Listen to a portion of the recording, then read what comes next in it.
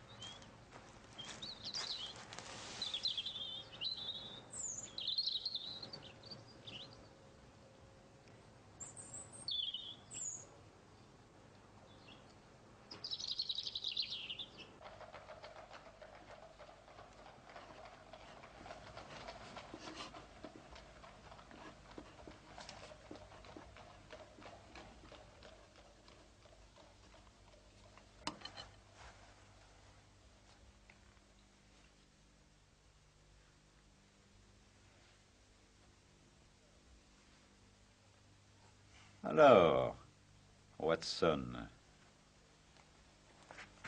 vous n'avez pas l'intention d'investir votre argent dans les valeurs sud-africaines.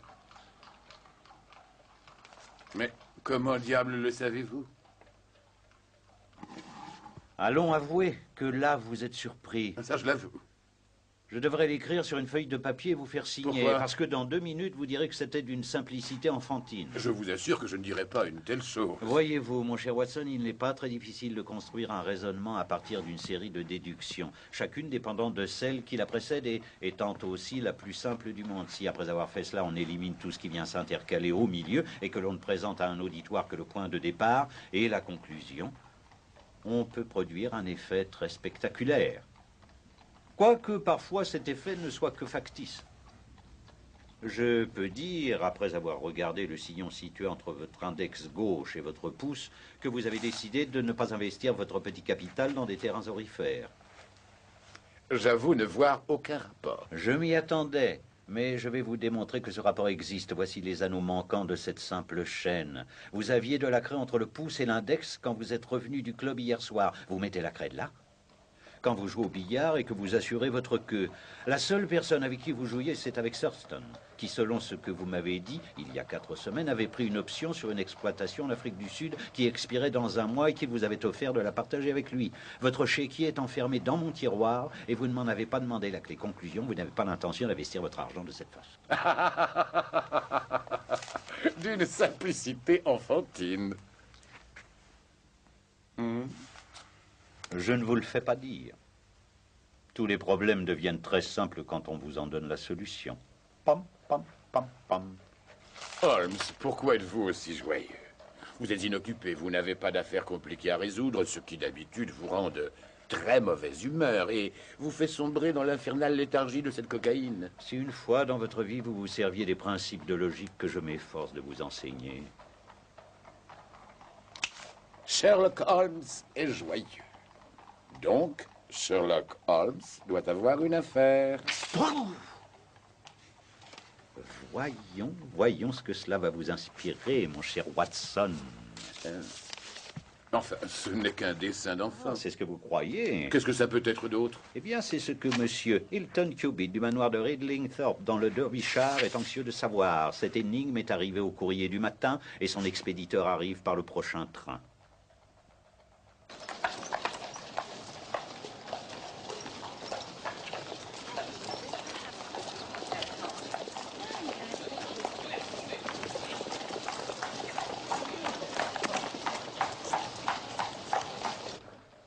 Hilton Cubitt. Ne cherchez pas, je me suis déjà renseigné, Watson. Il est d'une famille de propriétaires terriens établie depuis 5 siècles dans le Derbyshire. Je pense donc que monsieur Cubitt est un homme aussi respectable que riche. Il a le teint frais, l'apparence de quelqu'un d'ouvert, et il est coiffé d'un chapeau melon marron. Il est impossible que vous sachiez cela. Vraiment, Holmes?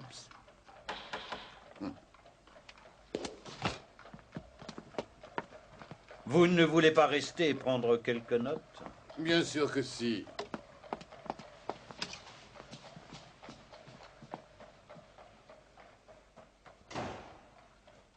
Merci, Madame Hudson. Par ici, Monsieur Cubitt. Monsieur Sherlock Holmes, Hilton Cubitt. Voici mon collègue et ami, le docteur Watson. Très heureux, docteur. Moi de même. Asseyez-vous, Monsieur Cubitt. Merci. Alors, qu'est-ce que vous en pensez, messieurs? Est-ce que vous avez eu le temps d'étudier cette chose? Ces absurdes petites figurines dansantes ont l'air à première vue d'une farce enfantine. Pourquoi attachez-vous tant d'importance à une chose aussi banale? Je ne voulais pas y attacher la moindre importance. Non, mais c'est ma femme, voyez-vous. Elle... Parlez, parlez, Monsieur Cubitt. Vous êtes avec des amis. Eh bien, j'ai vu dans ses yeux que ces dessins l'épouvantaient. Elle ne dit rien, elle essaie de garder une apparence normale, mais je n'ai jamais vu quelqu'un qui soit aussi bouleversé. À la craie blanche sur un siège de jardin, la reproduction est exacte? Très exact, j'ai essayé de faire de mon mieux. J'ai cru que ça pouvait être le palefrenier, mais il a juré que non. S'il y a un danger quelconque qui menace ma femme, monsieur Holmes, je suis prêt à dépenser ma fortune pour la protéger. Asseyez-vous, monsieur Cubitt. Vous pouvez fumer, Monsieur Cubitt. Oui, merci. Non, je ne fume pas.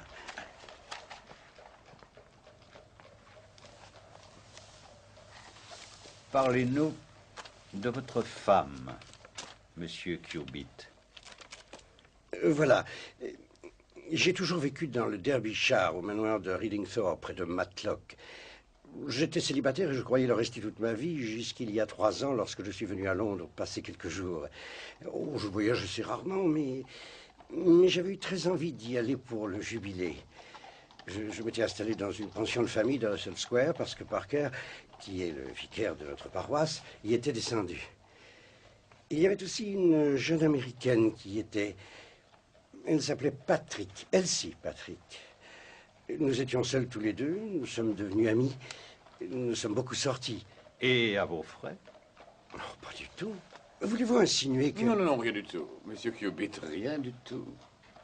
Est-ce que cette demoiselle Elsie Patrick était à Londres pour assister au jubilé?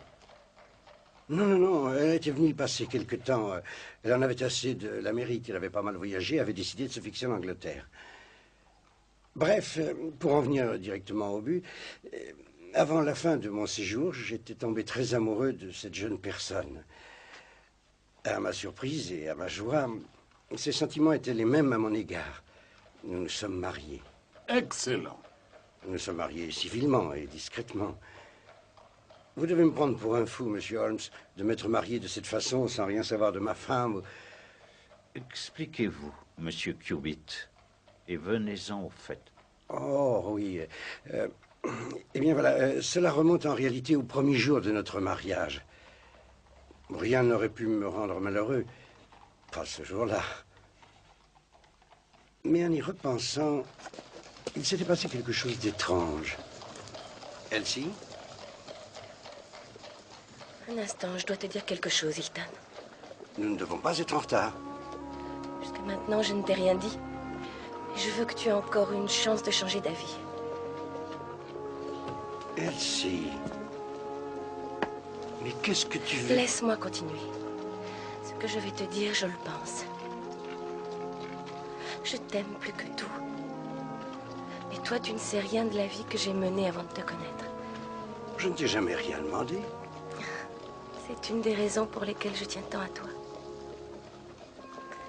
Si tu veux m'épouser, Hilton, je peux t'affirmer que je n'ai jamais rien fait personnellement dont je puisse avoir à rougir. Mais contente-toi de la parole d'honneur que je te donne. Et surtout, permets-moi de garder le silence sur ce qu'a été ma vie avant de t'aimer.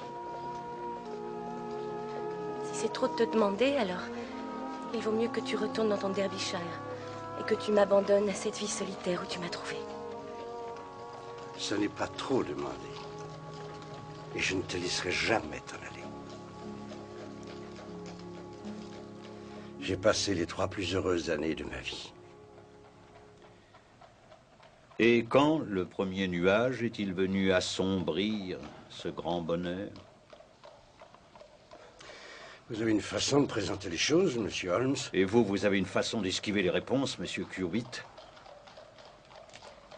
Eh bien, c'était il y a quelques mois, en mai, pour être précis. Hilton? Où es-tu? Ici, au salon. Alors, qu'en dis-tu? Oh, je te fais tous mes compliments. Merci, Sanders. J'ai rencontré le facteur et je lui ai évité de venir jusqu'ici. Une facture. Et une lettre pour toi. Elle vient d'Amérique. De Chicago. Oh, J'espère qu'en déjeune bientôt, j'ai une fin de loup.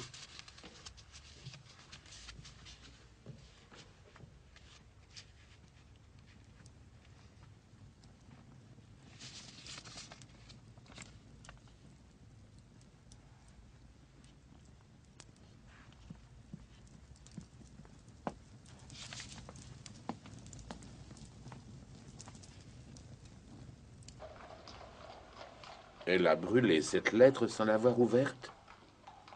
Oui. Je ne sais pas pourquoi. C'est très logique. L'Amérique, c'est son passé. Et c'est ce qui explique cette fameuse promesse. Oui, mais je sais qu'elle vit dans l'inquiétude depuis ce moment-là. Si seulement elle s'ouvrait à moi. Je lui fais entièrement confiance, vous devez me croire, c'est vrai. Quoi qu'il se soit produit dans son passé, je suis persuadé que ce n'est pas sa faute. Et les hommes d'encens? Oui. Eh bien, j'espérais qu'elle oublierait cette lettre, et c'est alors que ses dessins sont apparus. Ce sont des gribouillages enfantins, mais depuis son état ne fait qu'empirer. Il fallait que je fasse quelque chose. Ce n'est pas le genre d'histoire qu'on va raconter à la police. Elle vous rirait au nez. Alors je suis venu à vous. Ne croyez-vous pas, monsieur Cubitt, que le mieux que vous ayez à faire serait de vous adresser directement à votre femme et de lui demander de partager son secret? Une promesse est une promesse, monsieur Holmes. Si Elsie souhaite tout me dire, elle le fera. Mais je n'ai pas le droit de la forcer à se confier. Seulement, j'estime avoir le droit d'agir pour la sauver. Et je le ferai.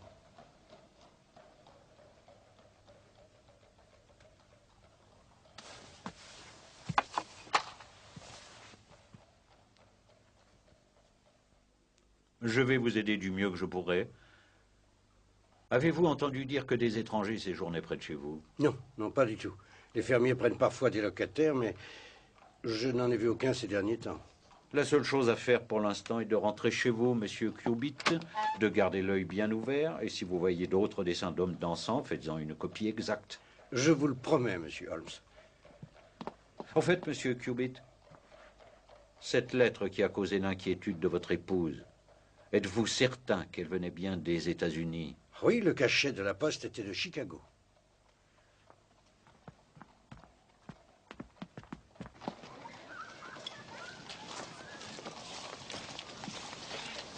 Au revoir. Au revoir, docteur.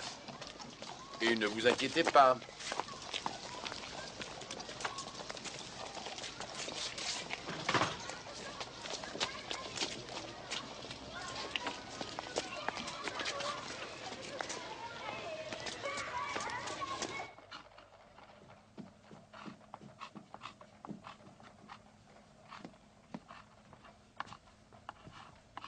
Il est parfaitement normal qu'elle ait reçu une lettre venant d'Amérique. Elle est américaine. Oui, mais il est anormal qu'elle l'ait brûlée sans l'avoir ouverte. À première vue, on dirait du sémaphore.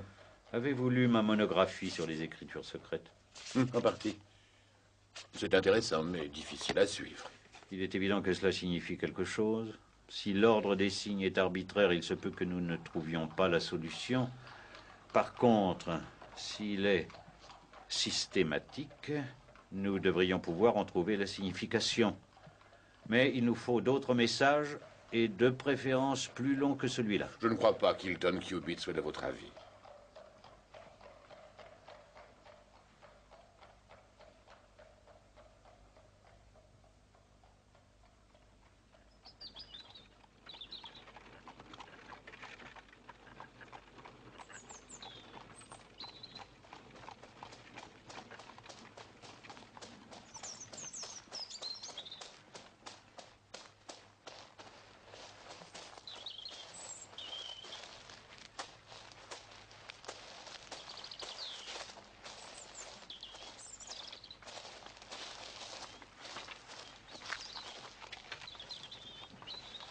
Walker.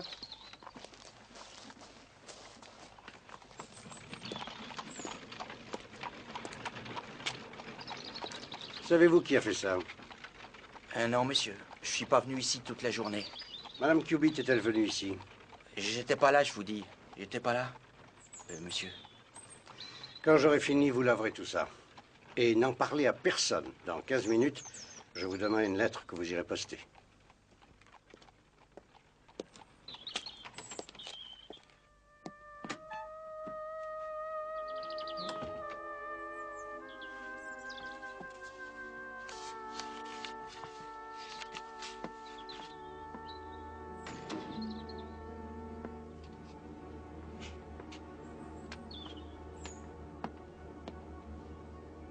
Elsie?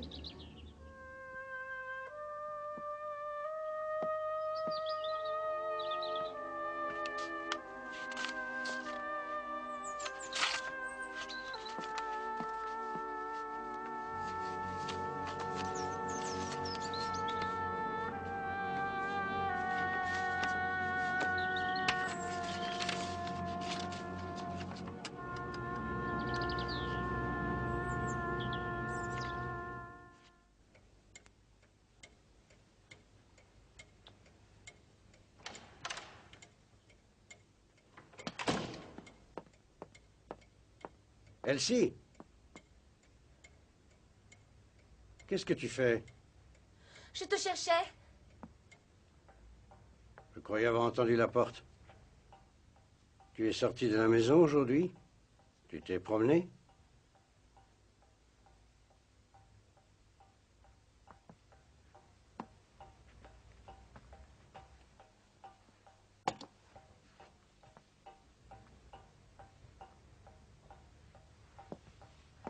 Hilton, viens te coucher. Tu verras que tout ira mieux demain matin. Tu crois que ces dessins auront disparu? Tu crois que ces hommes dansants auront disparu? Pourquoi est-ce qu'il t'ennuie autant? Ils m'ennuient, moi? Ce n'est qu'une farce, une mauvaise plaisanterie.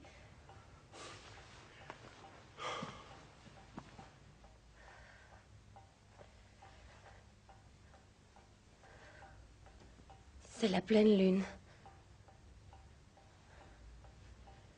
On dit dans mon pays que la pleine lune peut rendre les gens fous.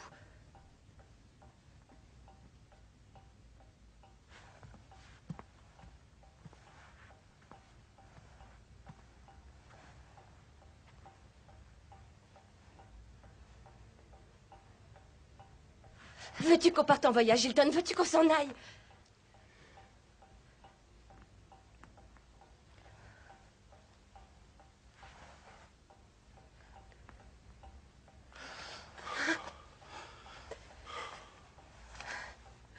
J'aime cette maison presque autant que je t'aime, toi. Hilton.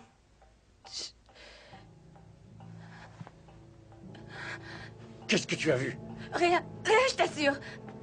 Je t'en prie, non. Je t'en supplie, Hilton. Il y avait quelqu'un dehors. Hilton! Non, attends! Tu risques de te faire blesser. Tu as peut-être peur que ce soit lui qui risque de se faire blesser.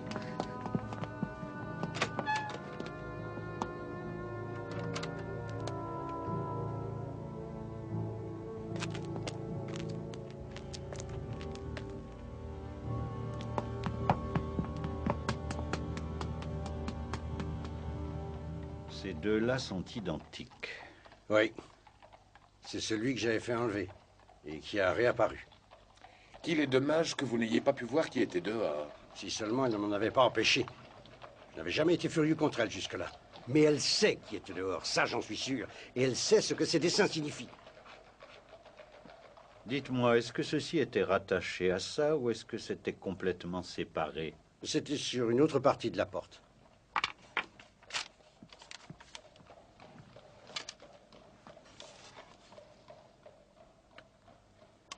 Bien. Voilà ce que je vais faire. Je vais rester chez moi placé une demi-douzaine de valets de ferme en embuscade, et si cet inconnu revient, il recevra une telle correction qu'à l'avenir, il nous laissera tranquilles. Ce n'est pas une mauvaise solution. Monsieur Cubitt, c'est une affaire trop grave pour être résolue de façon aussi simpliste. Il faut que j'y aille si je veux avoir mon train. Je ne veux pas qu'Elsie soit seule la nuit à la maison. Vous avez raison. Au revoir, monsieur Cubitt. Nous irons bientôt vous rendre visite. Ayez un peu de patience. Au revoir, docteur Watson. Non, je connais le chemin. Au revoir. Vous n'avez pas été très sympathique avec lui. Ce n'est pas de la sympathie qu'il est venu chercher.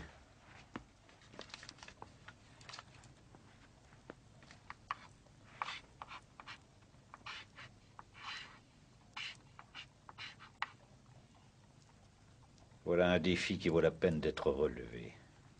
Je vais avoir besoin de silence. Compris. Dans ce cas, je vais trouver une occupation silencieuse, voilà tout.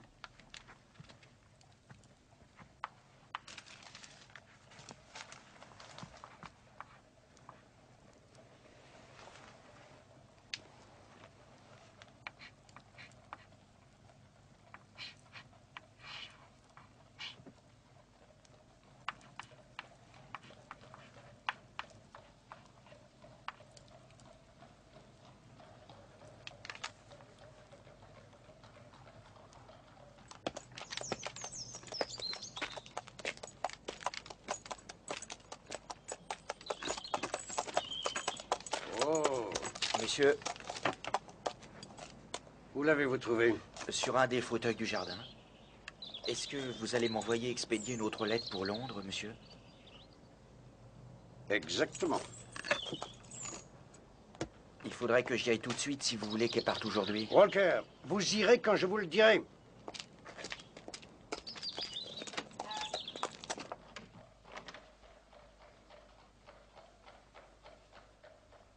Oui, Watson? Eh bien, je me demandais si vous vouliez le Times. Vous ne trouvez pas que j'ai progressé? Viens, Elsie, jamais. Ça ne veut pas dire grand-chose. C'est suffisant pour envoyer ce télégramme aux États-Unis. Et ça, qu'est-ce que ça signifie? Abbas Lane? Watson, si ça c'était... Le drapeau indique la fin des mots. Hein?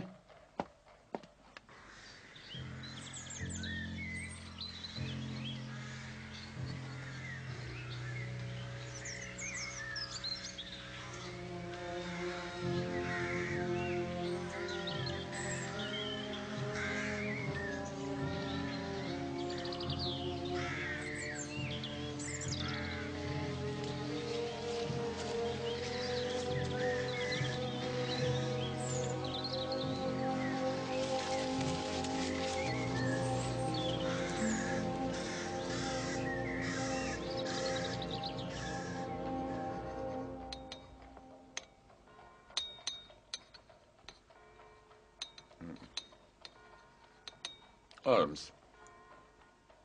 c'est un véritable régal.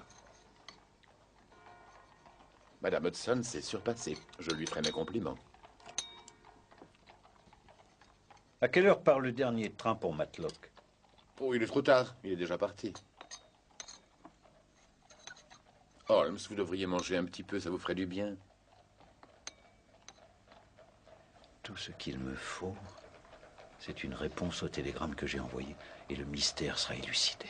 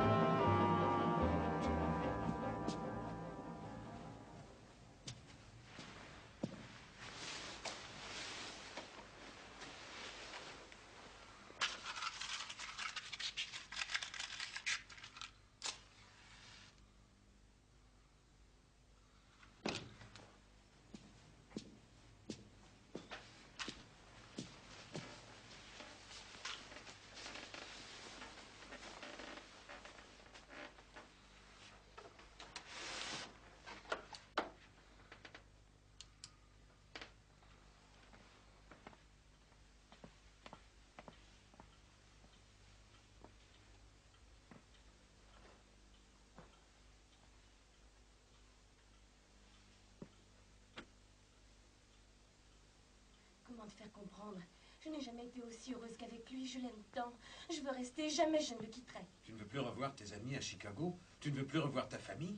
C'est ça que tu appelles des amis? Des tueurs, des voleurs, des escrocs? Et ma famille, c'est pareil. Et on était fiancés tous les deux. Je suis désolée, c'est mon père qui m'a obligée à me fiancer. Je ne pourrais être heureuse ni avec toi, ni en menant cette vie. Va-t'en, s'il te plaît, s'il te plaît. Je t'en supplie. Tu m'en supplies?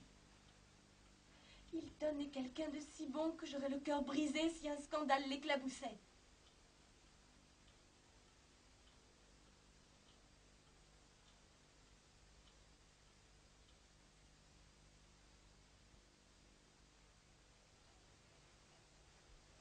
Voilà l'argent. Tout est là. Non. Viens avec moi, Elsie. Non. Viens. Non. Non.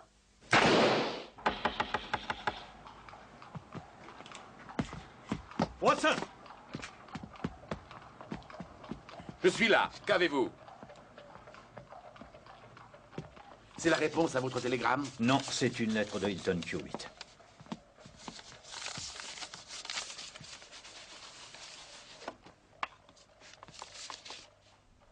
Elsie, prépare-toi.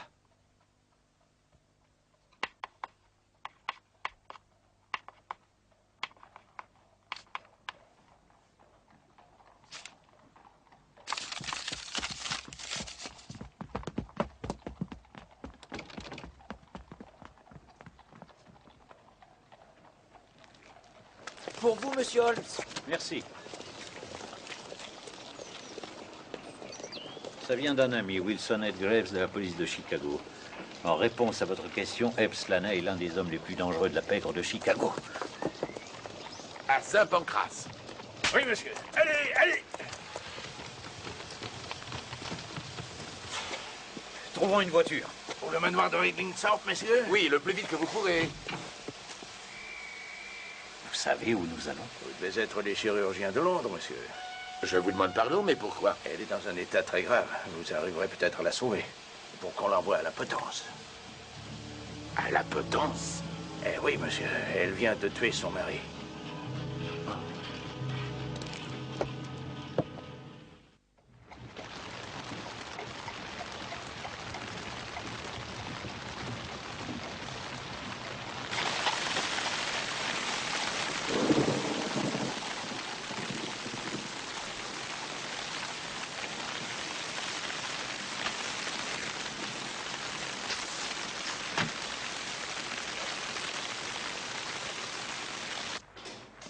Bonjour messieurs, je suppose que vous êtes l'inspecteur de police et le docteur. Oui, exactement. Je suis l'inspecteur Martin de la police de Derbyshire. Et je suis le docteur Cartier. Par ici. Par ici, monsieur. Voici monsieur Sherlock Holmes. Et moi, je suis son collègue et ami, le docteur Watson. Monsieur Holmes, mais comment êtes-vous au courant de cette affaire? C'est très facile. Monsieur Hilton Cubitt était mon client. Mais le crime n'a été commis qu'à 3 heures du matin. Comment avez-vous pu l'apprendre à Londres et être là en même temps que moi? Je l'avais prévu. Nous sommes venus dans l'espoir de l'empêcher. Vous devez en savoir beaucoup plus que moi sur cette affaire. Nous ne connaissons que l'histoire des hommes dansants. Des hommes dansants... Je vous expliquerai tout ça plus tard. N'étant pas arrivé à temps pour empêcher cette tragédie, je tiens beaucoup à faire en sorte que justice soit faite. Seriez-vous d'accord pour m'associer à votre enquête ou préférez-vous que j'agisse de façon indépendante?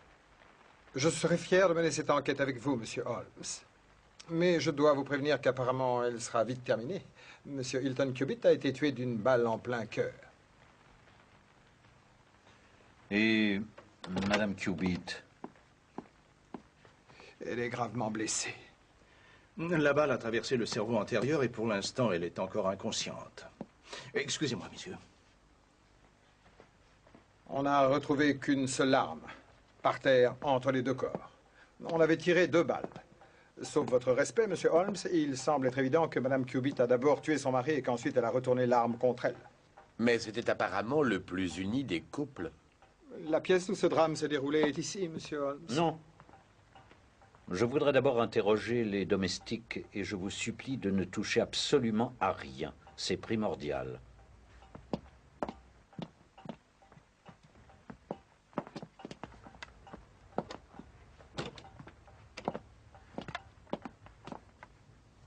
Je crois que ça s'est passé aux environs de 3 heures du matin, monsieur.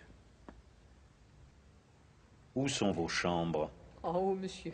Au grenier. J'ai été réveillée par un énorme bruit. C'était comme s'il y avait eu une explosion. Et 1 minute après environ, il y a eu une autre explosion, mais moins forte. Qu'avez-vous fait? Nous sommes descendus, monsieur. On pensait trouver monsieur Cubitt debout en train de chasser les voleurs. Ou qu'il y avait le feu. Il y avait la porte de leur chambre qui était ouverte. On est entré, mais comme le lit était vide, on est reparti tout de suite. Et la fumée. Il y avait une odeur encore plus forte ici. Une odeur? Ah, vous voulez dire une odeur de poudre? Je suppose que c'était ça, monsieur, oui. Voyons, vous dites que l'odeur était plus forte en bas, mais est-ce que vous la sentiez aussi en haut? Oui, monsieur. Je crois que voilà un détail qui mérite de retenir votre attention, inspecteur. Madame King. Je crois que vous devriez faire asseoir cette dame. Voulez-vous vous asseoir, Madame King? Bien. Avez-vous trouvé la porte du bureau ouverte quand vous êtes arrivé? Oui, monsieur, ouverte. On a vu la bougie qui était allumée sur la table, et alors on est entré et... Oh, mon Dieu! Je n'aurais jamais cru qu'un jour je verrais quelque chose d'aussi effrayant. Elle était gravement blessée, monsieur. Elle gémissait, elle se plaignait, elle était recroquevillée sur le plancher, elle n'a pas dit un seul mot depuis qu'on l'a trouvée. Saunders. On l'a portée sur son lit dans sa chambre, monsieur, et on a envoyé Walker chercher le docteur et la police. Il n'y avait aucune trace d'effraction ou de trace d'un voleur? Non, monsieur. Toutes les portes et les fenêtres étaient fermées, comme quand nous étions allés nous coucher. Inspecteur, vous avez dû faire vérifier? Oui, et nous n'avons rien trouvé.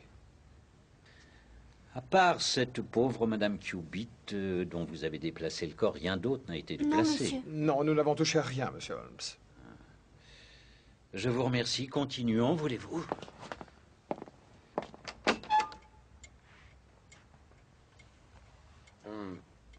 La mort a dû être pratiquement instantanée. Une balle en plein cœur. Et elle y est encore. Qu'est devenue la balle qui a touché Madame Cubitt? Elle doit toujours être dans le corps. Il faudrait des mains plus expertes que les miennes pour la retirer. C'est le sac de Madame Cubitt. Oui, c'est bien le sien, monsieur Holmes. Il y a au moins 2500 livres. Une offre d'argent qui a échoué. Donc, 2 balles ont été tirées. Et chaque balle a fait son œuvre, avez-vous dit? Oui, docteur. Alors comment expliquez-vous qu'il y ait un impact de balle dans le cadre de la fenêtre? Par Saint-Georges, comment avez-vous vu ça? Parce que je le cherchais, docteur Carthew. Oh, c'est fantastique. Peut-être que la balle y est encore. On a donc tiré 3 balles et non pas 2. Cela veut dire qu'une 3e personne devait certainement être présente. Exactement. Vous nous avez dit que la porte de cette pièce était ouverte. Vous y êtes entré la nuit dernière. Est-ce que cette fenêtre était aussi ouverte? Je ne sais pas, monsieur. Non, monsieur, elle était fermée. Saunders, voulez-vous aller attendre dans le bureau avec la cuisinière? Vous aussi, Walker. Docteur Carthew, vous pouvez emporter le corps.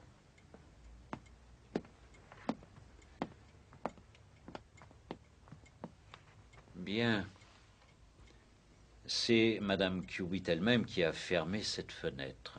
Si Saunders et la cuisinière ont senti en haut de l'escalier l'odeur de la poudre, c'est uniquement parce qu'il y avait un fort courant d'air.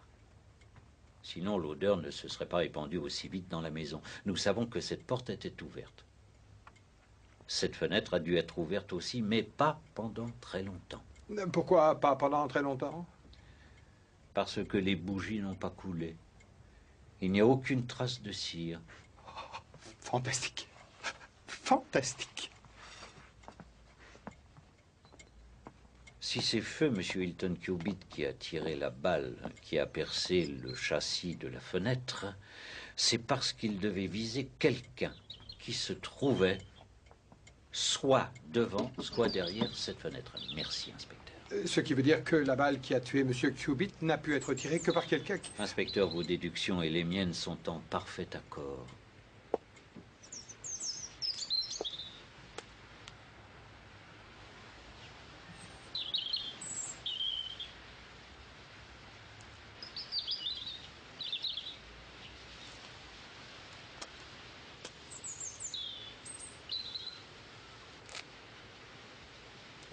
Je viens de trouver la douille de la balle qui a tué M. Hilton Cubitt.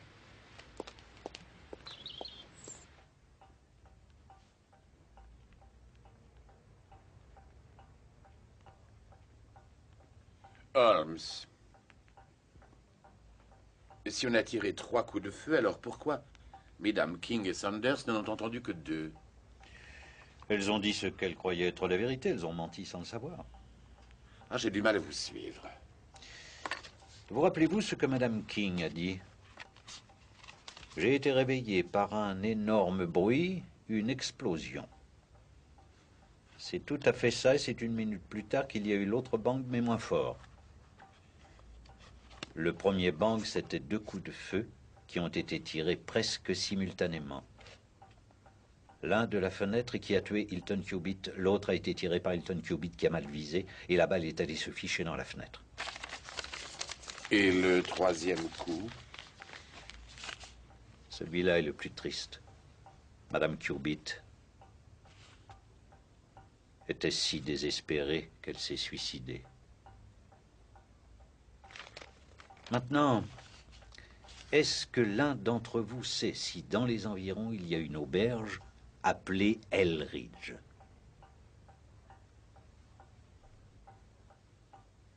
Il y a une ferme qui s'appelle comme ça, à quelques kilomètres. C'est en allant sur Millbrook. Est-ce une ferme isolée? Très isolée, monsieur. Alors il est possible qu'on n'y ait pas encore appris ce qui s'est passé ici cette nuit. C'est possible, monsieur. Excellent. Walker, je voudrais que vous portiez cette lettre à Monsieur Ebb Slaney, à la ferme Elridge, mais ne dites pas qu'elle vient de moi.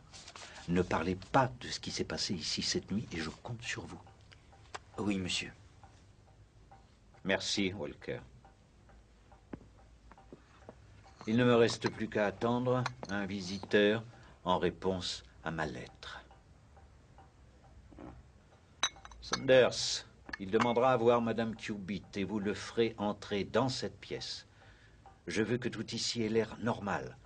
Je vous demande de ne rien laisser transparaître de ce qui s'est passé. Bien, monsieur. Maintenant, je vous suggère de retourner à votre travail. Et vous, docteur Cartio, je vous suggère de retourner à vos malades. Oh, Madame King, votre maîtresse est innocente.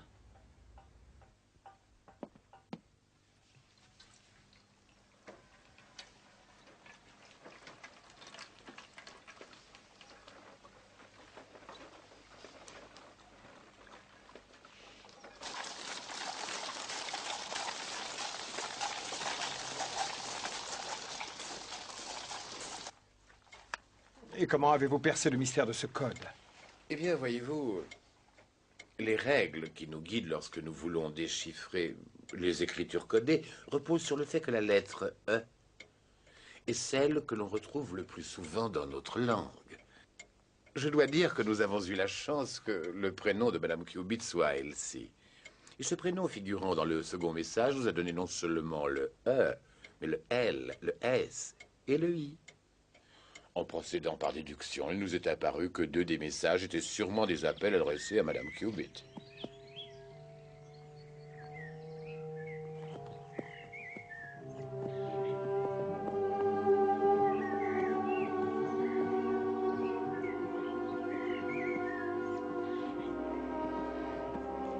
Et sur ce message, vous pourrez lire « Chez Elridge vient Elsie ».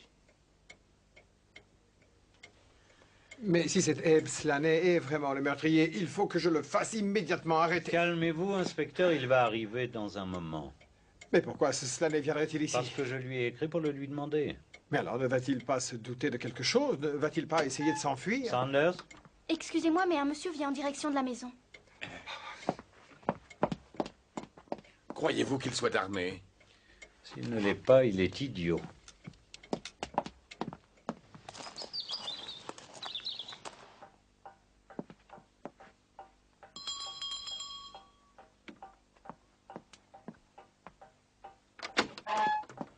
Bonjour, monsieur. Madame Cubitt est là? Je vais voir, monsieur, si vous voulez entrer.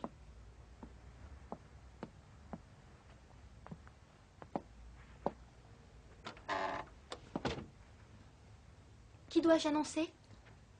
Dites-lui que c'est son vieil ami, elle m'attend. Si vous voulez entrer ici un instant, monsieur.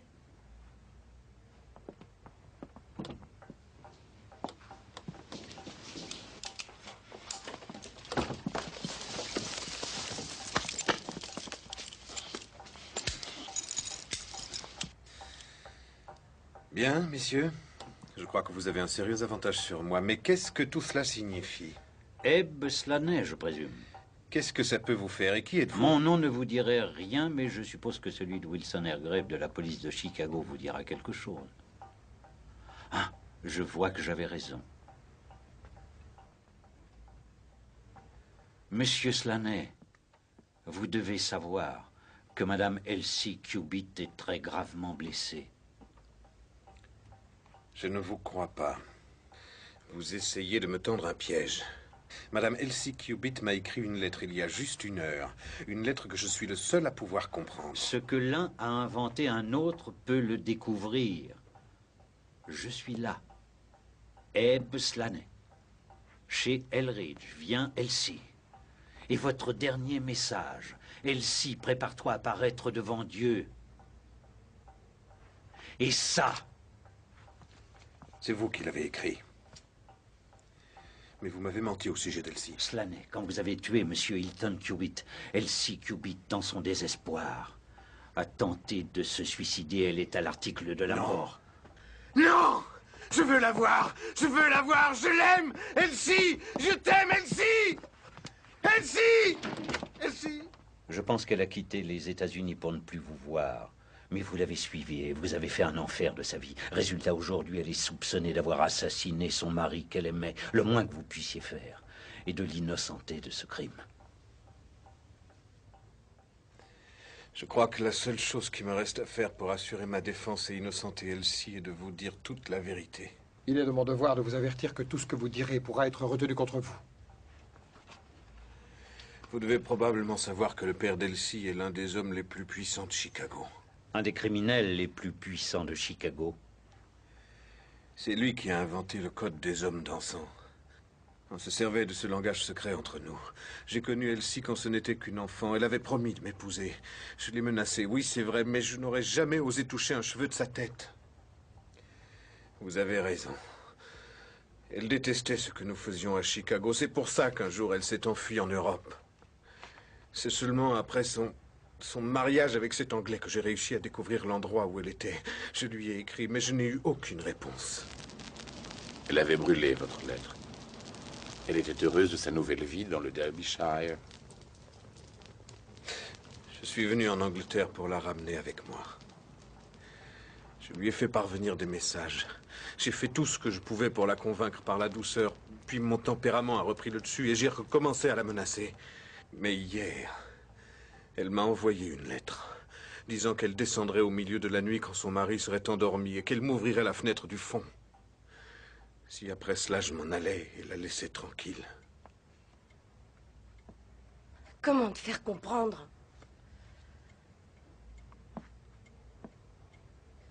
Je n'ai jamais été aussi heureuse que je le suis aujourd'hui avec lui. Je l'aime. Abe, je veux rester. Jamais je ne le quitterai. Tu ne veux plus revoir tes amis à Chicago? Tu ne veux plus revoir ta famille? C'est ça que tu appelles des amis? Des tueurs, des voleurs, des escrocs. Et ma famille, c'est pareil. Mais on était fiancés tous les deux! Je suis désolée, Abe. C'est mon père qui m'a obligée à me fiancer. Je ne pourrais être heureuse ni avec toi, ni en menant cette vie. Va-t'en, s'il te plaît. S'il te plaît. Je t'en supplie. Tu m'en supplies? Oui. Hilton est quelqu'un de si bon que j'aurais le cœur brisé si un scandale l'éclaboussait. Voilà l'argent.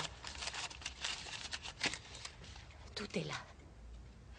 S'il te plaît, va-t'en. Va-t'en.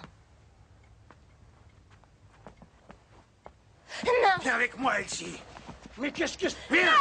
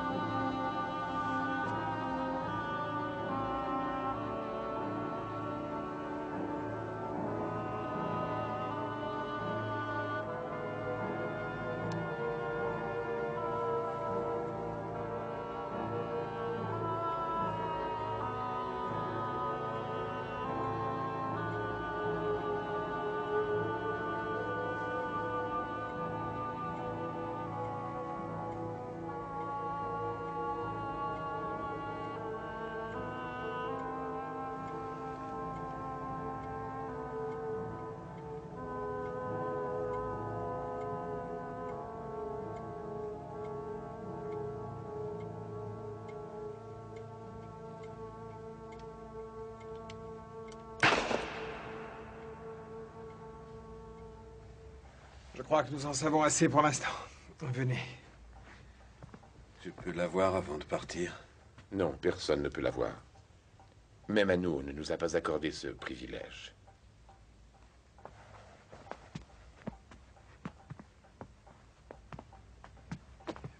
Monsieur Holmes, j'espère que si un jour j'ai encore une importante affaire à résoudre, j'aurai la grande chance de vous avoir à mes côtés. Au revoir et merci.